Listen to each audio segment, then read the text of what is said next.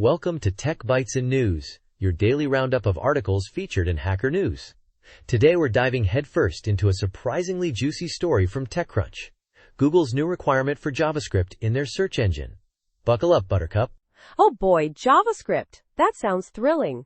Seriously though, what's the big deal? Is Google finally embracing the dark arts of web development? Not exactly. It's more about security and, get this, improving the user experience. Apparently, without JavaScript enabled, a whole bunch of Google search features go belly up. Think of it as Google's way of saying, hey, if you want the full Google search experience, you need to play by our rules. So, no JavaScript, no Google? Sounds a bit heavy-handed, doesn't it? I mean, millions of searches daily are affected, according to the article. That's a lot of people. Exactly. The article mentions that less than 0.1% of searches are from people with JavaScript disabled, but that's still millions of searches a day at Google's scale. It's a significant chunk of their user base. And the article also suggests this might be a sneaky way to curb those pesky third-party tools that analyze search trends. Shady?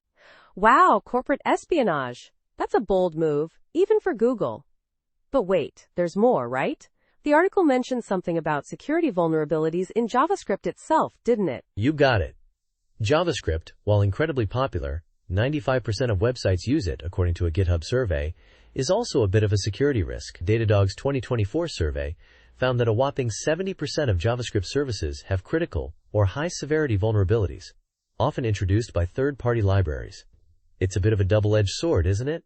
It is. So Google's trying to improve security by forcing JavaScript, but JavaScript itself has security holes.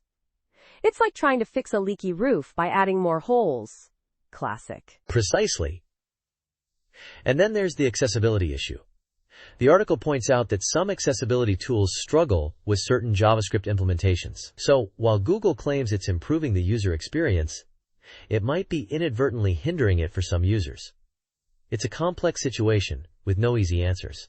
It's a fascinating case study in the trade-offs between security, user experience, and maybe a bit of corporate strategy. This whole thing is a bit of a Wild West out there, isn't it? Absolutely.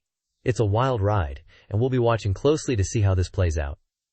Thanks for joining us on Tech Bytes and News. We hope you enjoyed this deep dive into the world of Google Search and JavaScript. Until next time, stay techy. Bye-bye.